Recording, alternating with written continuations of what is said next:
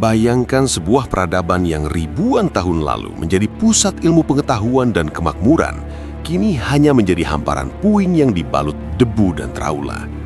Irak, Afghanistan, Libya, Suriah, hingga Yaman, nama-nama ini sekarang identik dengan satu kata, kehancuran.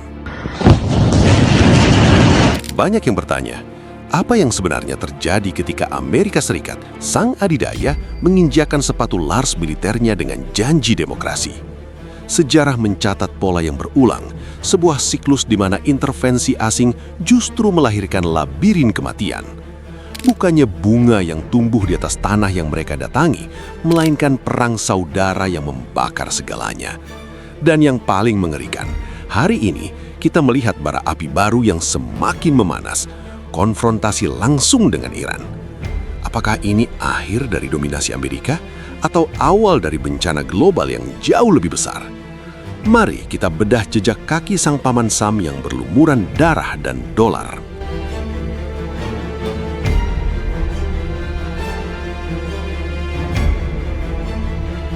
Irak adalah awal dari segala kekacauan modern di Timur Tengah. Tahun 1991, Amerika memimpin koalisi dalam operasi Desert Storm. Saat itu, mereka tampak seperti pahlawan yang membebaskan Kuwait dari cengkeraman Saddam Hussein. Namun, ambisi Washington tidak berhenti di sana. Tahun 2003 menjadi titik balik yang paling gelap. Dengan narasi senjata pemusnah massal yang digembar-gemborkan di PBB, Amerika melakukan invasi penuh. Baghdad jatuh dalam hitungan minggu. Saddam ditangkap dari lubang persembunyiannya dan dieksekusi. Tapi ada satu masalah besar, senjata yang dituduhkan itu tidak pernah ada. Dampaknya, Amerika membubarkan seluruh aparat keamanan Irak. Ribuan pria terlatih bersenjata tiba-tiba kehilangan pekerjaan dan harga diri.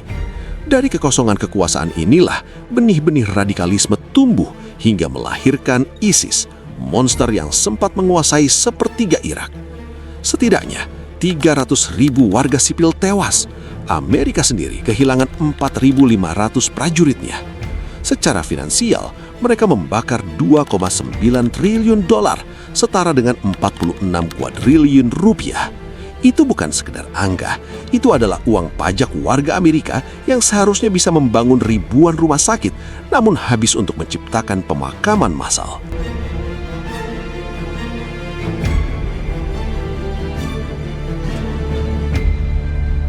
What you did in the summer of decision in Afghanistan. Jika Irak adalah kesalahan strategis, maka Afghanistan adalah luka yang menolak sembuh selama 20 tahun. Bermula dari tragedi 11 September 2001, Amerika masuk dengan amarah untuk menghancurkan Al-Qaeda dan menggulingkan Taliban. Awalnya, misi ini dianggap sukses besar. Namun, Taliban tidak hilang. Mereka hanya mencair ke dalam pegunungan, menunggu dengan sabar. Amerika terjebak dalam proyek nation building yang mustahil. Mereka mencoba membangun negara dari nol di atas tanah yang tidak pernah menginginkan intervensi mereka. Bayangkan, selama 2 dekade, Washington menghabiskan 300 juta dolar setiap hari. Totalnya mencapai 2,3 triliun dolar. Namun, lihat apa yang terjadi pada Agustus 2021. Hanya dalam hitungan hari setelah pasukan AS ditarik, Taliban merebut kembali Kabul seolah-olah 20 tahun perang itu hanya mimpi buruk yang berlalu. Semua institusi yang dibangun dengan darah dan dolar runtuh dalam sekejap. 176.000 orang tewas dan ribuan veteran Amerika pulang dengan jiwa yang hancur, membawa trauma yang meningkatkan angka bunuh diri militer ke titik tertinggi dalam sejarah. Bencana tidak berhenti di situ. Di Libya, jatuhnya Muammar Gaddafi pada 2011 melalui intervensi NATO justru mengubah negara pengekspor minyak itu menjadi pasar budak dan basis milisi. Di Suriah, Amerika mencoba bermain di balik layar untuk menumbangkan Bashar al-Assad. Namun yang tercipta adalah perang saudara paling berdarah di abad 21 yang menyeret Rusia dan Iran ke dalam pusaran konflik. Sementara di Yaman, Amerika mungkin tidak mengirimkan pasukan darat secara besar-besaran, namun logistik dan senjata mereka kepada koalisi Arab telah menciptakan neraka di bumi. 80% penduduk Yaman kini bergantung pada bantuan internasional untuk bertahan hidup. Jutaan anak-anak tidak sekolah, kelaparan, dan penyakit kolera menjadi pemandangan sehari-hari di sana. Kini, kita harus bicara soal musuh bebuyutan yang paling berbahaya, Republik Islam Iran.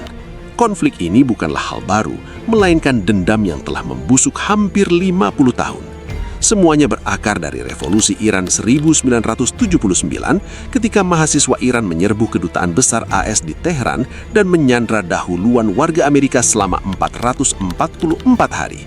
Sejak saat itu, hubungan kedua negara berubah menjadi kebencian murni. Amerika melabel Iran sebagai penyokong terorisme global, sementara Iran menyebut Amerika sebagai setan besar. Ketegangan mencapai titik didih luar biasa pada tahun 2018 ketika Presiden Trump secara sepihak keluar dari perjanjian nuklir JCPOA dan menerapkan sanksi ekonomi maximum pressure.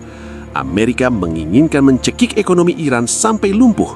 Puncaknya terjadi pada Januari 2020. Amerika membunuh jenderal paling berpengaruh di Iran, Qasem Soleimani, dengan serangan drone di Baghdad. Dunia menahan nafas, hampir pecah Perang Dunia Ketiga. Iran membalas dengan menghujani pangkalan militer AS dengan rudal balistik.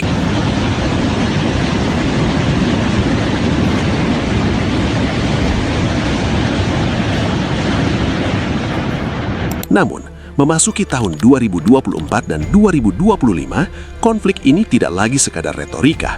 Melalui poros perlawanan, Hamas di Gaza, Lebanon, dan Houthi di Yaman, Iran secara efektif memukul balik kepentingan Amerika dan sekutunya, Israel. Setiap kali rudal Houthi menghantam kapal di Laut Merah, itu adalah pesan dari Teheran kepada Washington. Amerika kini berada di posisi sulit. Melakukan invasi penuh ke Iran akan menjadi bunuh diri ekonomi dan militer yang jauh lebih parah dari Irak dan Afghanistan bergabung. Namun, membiarkan Iran terus tumbuh berarti akhir dari dominasi mereka di Timur Tengah. Iran bukan Irak. Mereka memiliki teknologi rudal yang canggih, geografi yang sulit ditembus, dan sekutu kuat seperti Rusia dan China yang siap mendukung di balik layar. 5 negara hancur, ribuan triliun dolar hangus, dan jutaan nyawa menjadi tumbal. Apakah semua ini demi kebaikan dunia? Ataukah Amerika Serikat sedang terjebak dalam kesombongan adidayanya sendiri? Yang kita lihat hari ini di hampir setiap tempat mereka datangi bukanlah fajar demokrasi, melainkan senja ketidakstabilan. Pajak warga Amerika diperas untuk membiayai mesin perang, sementara rakyat di negara tujuan kehilangan masa depan. Apakah invasi Amerika akan selalu end up jadi bencana? Ataukah dunia memang tidak bisa damai tanpa adanya konflik? Sejarah sedang menulis bab barunya, dan kali ini taruhannya jauh lebih tinggi. Bagaimana menurut kalian? Tulis pendapat kritis kalian di kolom komentar. Jangan lupa like dan subscribe untuk bedah kasus geopolitik lainnya.